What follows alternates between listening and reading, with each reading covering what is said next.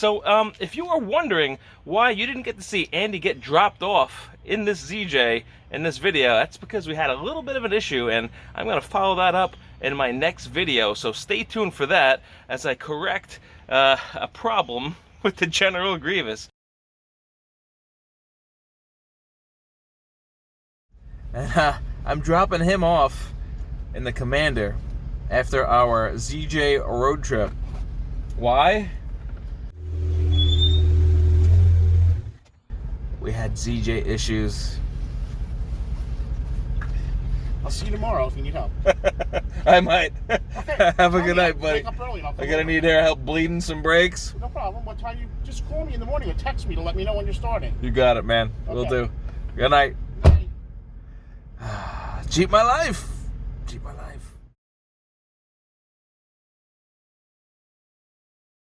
Hey, what's up, guys? I'm Dan H, and welcome to the project. Today we are here once again with General Grievous and some brakes. Yeah, only this time we're gonna do the calipers. Brand new calipers.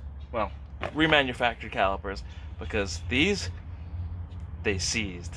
Hey Jay, this is Andy. I'm looking for two rear calipers for my 98 Jeep Cherokee, Grand Cherokee. Because we are It's a stuck six-cylinder. on the side of the road. I can give you the part numbers too. What's the part numbers? C426 and C427. Alright guys, so here we are. It is the day after our road trip that Andy and I took to get some Jeep parts in a ZJ. Everything was working fine. Everything was working great with my new brakes. But unfortunately, I did not change the calipers, and I'll explain that a little bit more when I get into the calipers. But what happened was, after I guess about 400 miles, we were returning home, going through Brooklyn, and rush hour traffic. I had to hit the brakes real hard, and the pistons in the calipers did not release. My brakes just seized up right then and there, so I had to pull over. The brakes got extremely hot by the time I could find a safe spot to stop, and yeah, I just let them cool down, tried to drive a little bit more. They seized again, and they finally loosened up after a good amount of time of waiting. We were able to drive home nice and safe, but I don't trust these calipers. I should have changed them to begin with, and that's a lesson learned right there. Lesson learned the hard way. So what we're gonna do is we're gonna get into these parts. I did not get these online. These are not the power stop brakes. These aren't parts that I ordered from rockauto.com. What I did was just walked into AutoZone, and I grabbed myself some Duralast parts right there, a couple extra cans of brake parts cleaner, because you can never have enough of this stuff, and we're just gonna swap these on straight up.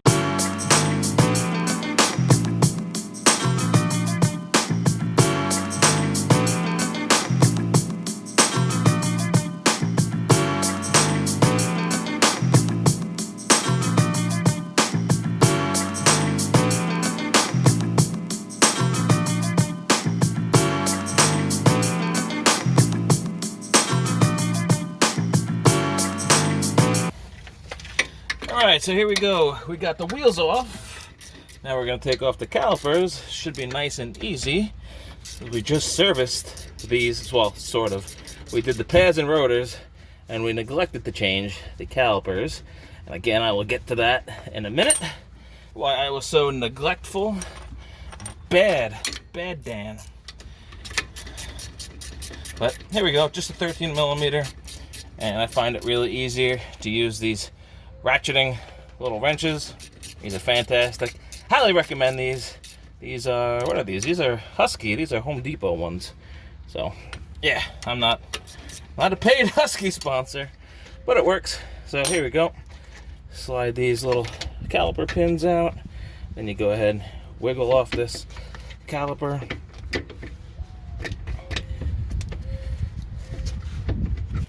Just rock it on out.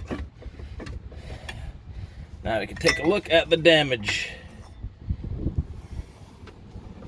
Alright, gonna pop off these pads. These poor pads were destined for failure, and it's not their fault.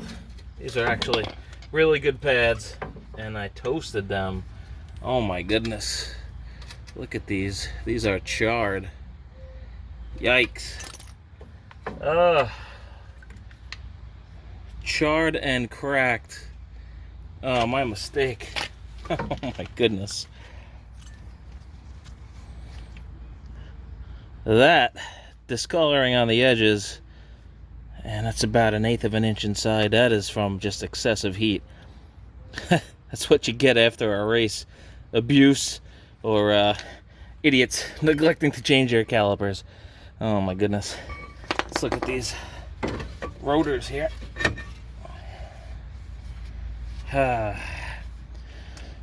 Alright, we got some wear inside. That's from my emergency braking. I'm glad that worked. Now let's go look at the caliper. Check this out, guys. I have no one to blame but myself, and here's why. I was tricked, or I tricked myself. Check out these sliders, how easy these pins slide. They were so free. It fooled me. Well, at least I wanted to believe that the piston inside the caliper would move just as free. But if you take a look at footage from the video that I filmed doing this the first time, and here are the brake pads on this caliper, and there again is nothing there. Wow, terrible. So yeah, because these old pads were so worn away, down to nothing basically, this caliper, this piston was all the way ejected. And although it did compress nice and smooth when I put the C-clamp on it, it went back in, but God knows what kind of sin and degradation was all crusted up inside. Because when I got to a certain point the other day driving through Brooklyn, the piston just completely seized when it pushed up against the rotor. The brake pad was binding up, and yeah, well, it doesn't take much to notice how bad this was. Completely burnt out, smoking, and was definitely stuck on the side of the road for a couple hours. Not fun. Not fun. This all could have been prevented if I had just replaced these calipers to begin with, but hey man, sometimes you gotta learn the hard way. So let's take a look at the new calipers. And again, I walked right into AutoZone. They're not paying me for this video. I just grabbed these because they looked like a good deal. These are pre-coated with rust-proof paint, so they say. They are refurbished, so you can see the old rust marks, but I guess they were rebuilt professionally. I'm not sure who did that job, but you can see here the new phenolic piston has been inserted with a new seal, and this looks very good. We got new boots, new sliders. These are nice. They are pre-lubed. Maybe I'll add a little bit more brake grease on them because we're in the Northeast, and that's always a problem with rust up here. And we got a new banjo bolt. We got new copper crush washers. We got a new bleeder valve, and we got a bleeder valve cover. So this is a nice little setup. I think it was only about $45. I brought in another pair I had, so I got the core charge refund right away. So far, I'm pretty happy with these, so let's get them in. All right, gonna take this caliper out, and to do that, all we're gonna do is remove this, I think it's 14 or 15 millimeter banjo bolt, and we're gonna take the caliper off of this soft line. So here we go. I got a 14 millimeter on here. It seems to fit nice.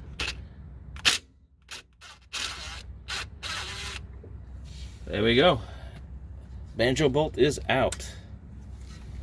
All right, so here we go. We got banjo bolt, and we have a copper crush washer, and then we have the soft line end.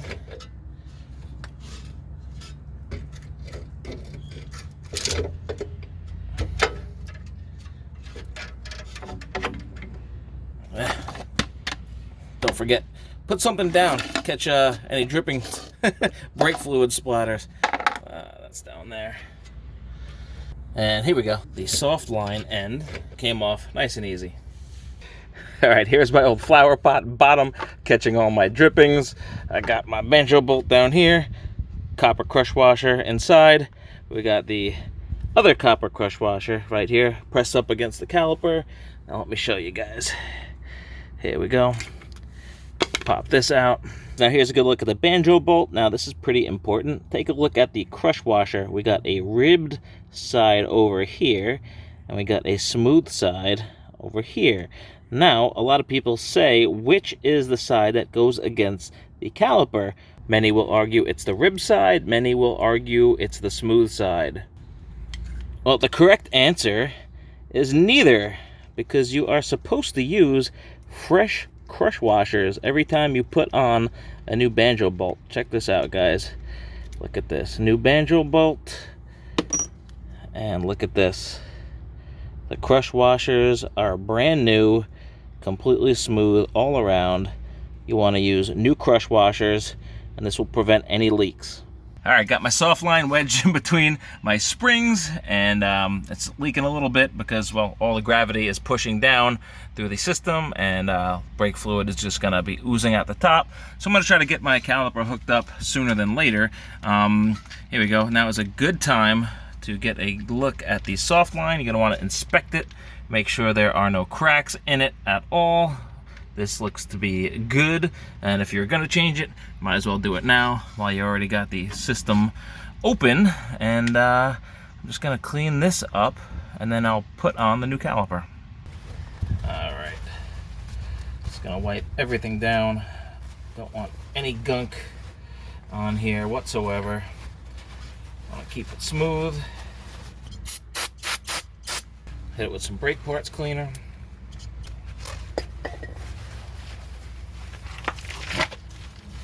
And here we go. Here comes the new caliper. Take off the banjo bolt once again. Slide it through. Put on my second crush washer. We'll put the caliper in just as we took it off.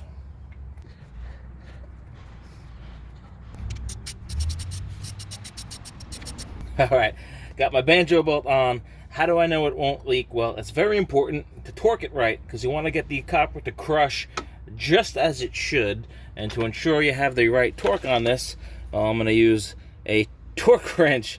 Not to get all nerded out, but I think the proper torque specs for crush washers and banjo bolts is 12 to 14 foot-pounds. I'm going to use my inch-pound torque wrench, so 12 times 12 is 144. So I'll be using 144 inch-pounds, and that's how I know I will crush the crush washers to the proper torque. There we go.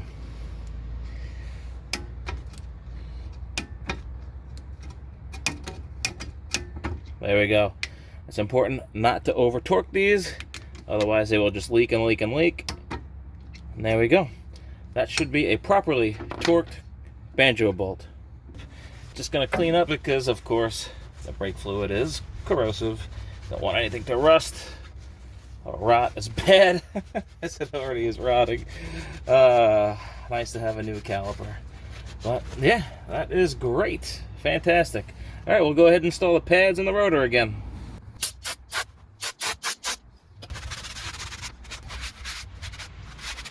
All right, spray down the new rotor, get the inside clean for the emergency brake pads.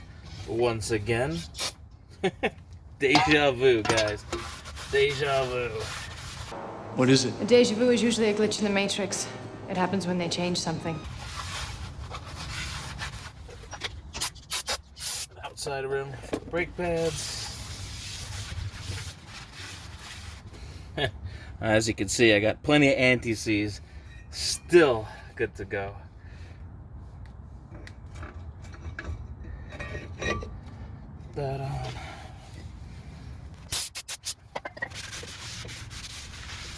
And to compare the Duralast brakes versus the Power Stop brakes, well, forget the charring and cracking, but you can see the Power Stop brakes are tapered, the Duralast brakes are straight.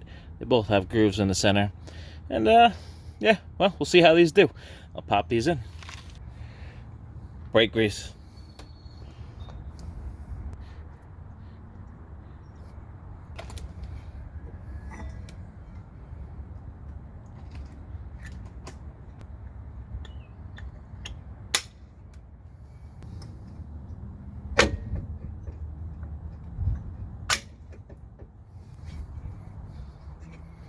A little bit of brake grease on the new caliper pins.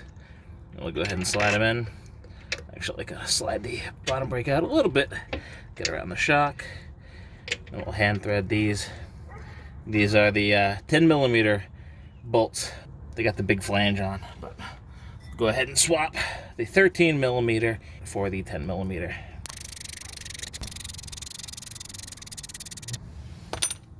There we go. Looking pretty good. All right, gonna do the other side, and then we'll bleed the brakes.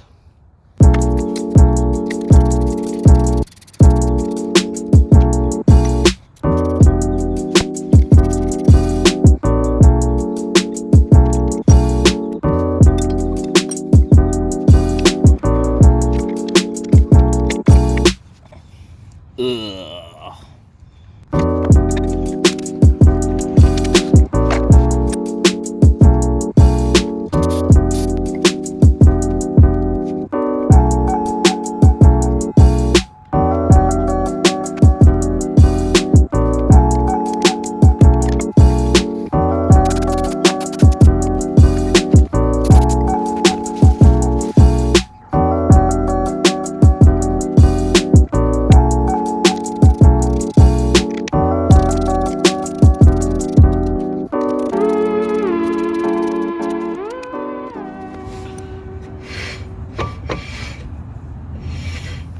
All right, bleed the brakes time. So the first thing we're gonna do is remove this little rubber cap, set this to the side, and that's gonna reveal our 3/8 brake bleeder.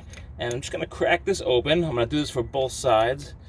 Crack it open a little bit, and we'll let gravity take over just for a little bit. That's gonna just feed this little caliper full of brake fluid, and then the excess is gonna start dripping out. So I'm gonna go crack that open right now on the other side. Well, I'll be tickled. It's a 10mm. So now we're juggling between standard and metric. Fantastic. Mismatching set. Thanks, AutoZone. All right. Well, that's dripping. We're gonna go ahead and pop the hood. Hey, look, my old brake rotors were chucks.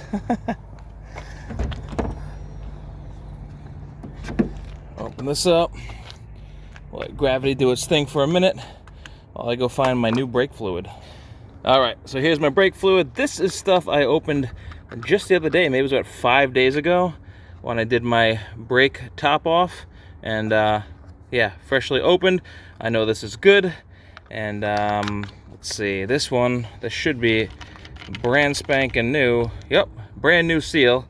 So this is what I'll use. I'm gonna try to get a good bleed going here.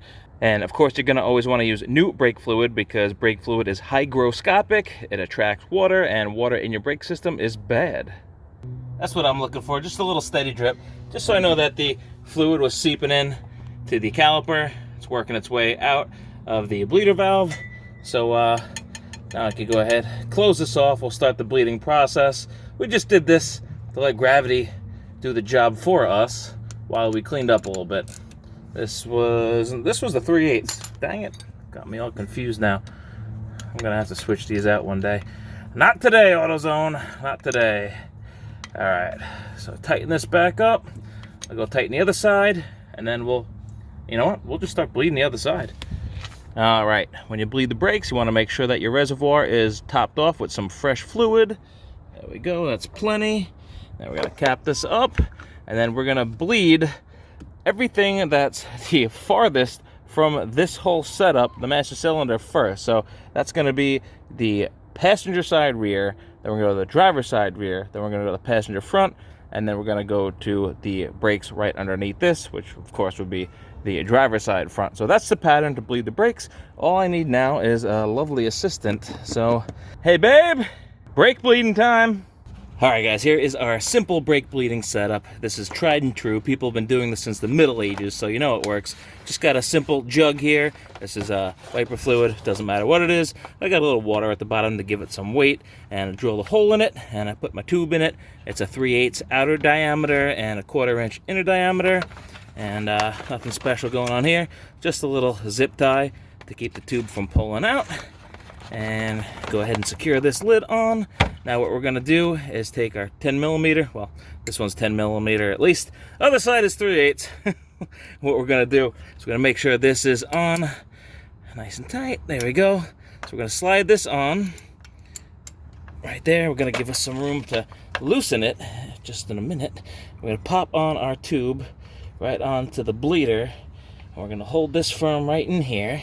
Then we're gonna have our lovely assistant depress the brake pedal all the way and squeeze. We're gonna open this, let all the bubbly brake fluid out into this container.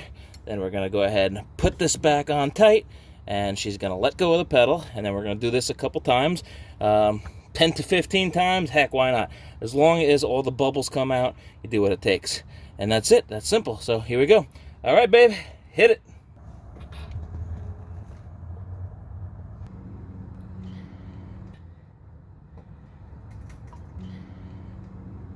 Let go. All right, give me one long hard press and hold. All right. All right, that was the passenger side rear, nice and bled. Did that about 10 times. Got all the bubbles out and some old brake fluid out. We'll pop on our cap. Oh, and yeah, this is how you know the calipers are on the right side. The bleeder is on the top nib. See, 2 nibs? Make sure the bleeder is on the upper part of this little piston area. And here is our reservoir. We used quite a bit of fluid, so we're gonna go top this off before we start the driver's side rear. And there we go. Keep going with this bottle until it's all gone.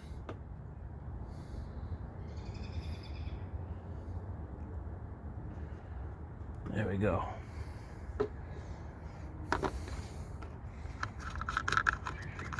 All right.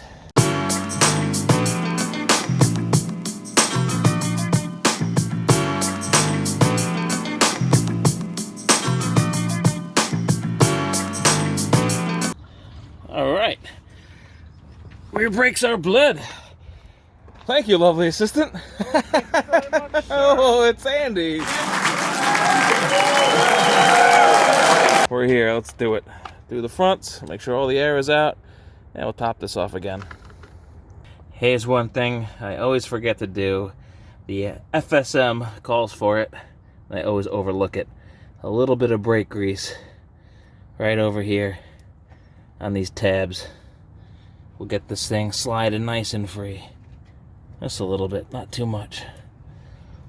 The top and the bottom.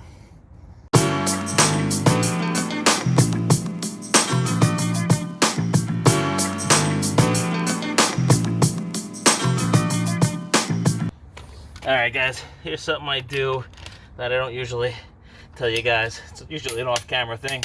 I'm always testing my lug nuts, making sure they are torqued to 100 foot-pounds, like a nerd. Just gotta be safe. Ain't nothing wrong with that. Usually a good and tight works fine when you're doing a, the lug wrench, manual lug wrench. But you never know if you're using an impact gun and your battery's dying. You're gonna want to make sure it's done nice and even and safely. There we go. All right, gonna do the passenger front now. Got the wheel turned all the way driver for access. I'm gonna get up in there. You can't really see it. Sorry. I'm gonna get in there, put my 3/8 and my jug. I'm gonna go ahead and bleed this in the same way I did the rear. Squeezer. Okay. It's a nice even pedal though. Nice. Oh. Okay. Do it. All the way down. Okay. Oh. All the way up. Do it. All the way down. All right. I think that's good. All right. Start her up. Turn the wheel.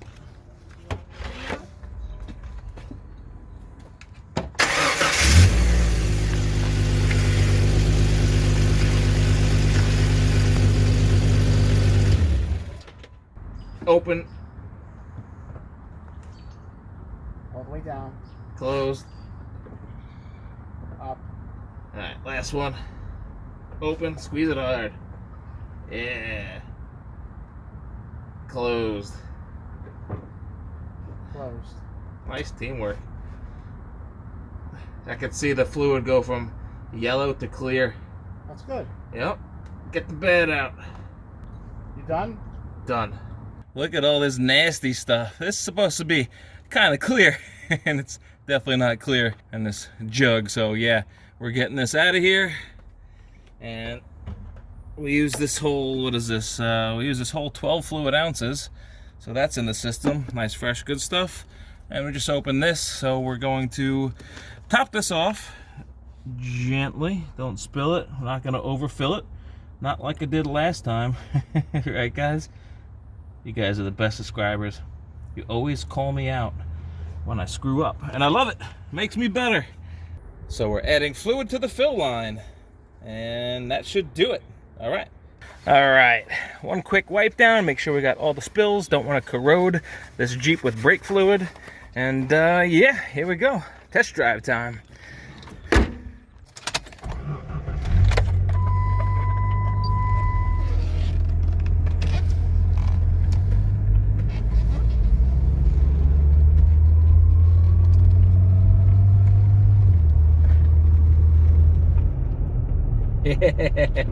Yeah.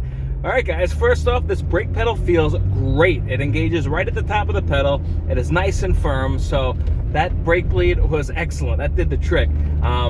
Second of all, I'm not going to do the complete brake-in process. These Duralast brakes, they're not the performance brakes like the Power Stop brakes in the front, so it doesn't need to be properly bedded. So we're going to skip that whole brake-in procedure. I'm still going to drive around nice and easily and just work these brake pads in.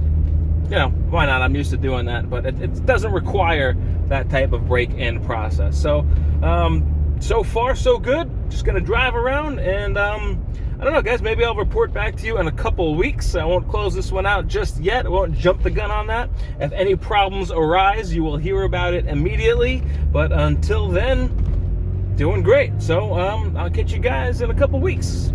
All right, see you soon. All right, guys, here we are about 2 weeks later. Let's take a look at our front brakes. Now, these have been on for about a month or so. These are just doing great. We got a lot of brake dust there, though, but it's all good. These are the ceramic Power Stop brakes, the performance brakes that were properly worn in. And here we go. These are the Duralast brakes from AutoZone. A little bit less brake dust, but that's the rear brakes. They don't brake as hard as the fronts. But you can see that we have the Duralast AutoZone rotors, and they are rusting. Now, they've only been on about 2 weeks or so, but that's what happens when you're not performance and coated. They're just regular steel, and they're rusting. So far, the calipers are looking really good, though. No rust at all. No rust at all in the calipers whatsoever, so they are looking good. So far, everything stops just as it should. Nice and great. We got good ZJ brakes, no rubbing, all good stuff here, finally. Thank God. All right, guys, that's going to do it for my ZJ brake series. Hopefully, we won't have to touch the brakes on this vehicle for a very long time. We got the Power Stop brakes in the front. They're doing awesome. We got the AutoZone Duralast brakes in the rear. They're doing just fine. We also have the Power Stop brake pads for the emergency brake back here. No problems there. E-brake works just great. And yeah, I'm really digging the Duralast calipers. We have the lifetime warranty on them, and I love the fact that I don't have to rebuild the calipers. I just walk in, get a caliper nice and rebuilt. It's so much easier. So I think I'll just do that from now on. But yeah, everything's working just fine. Hopefully we won't have to touch these again, and that's gonna do it, guys. So thank you for watching. Remember to like, subscribe, and I will see you guys on the next project. Peace.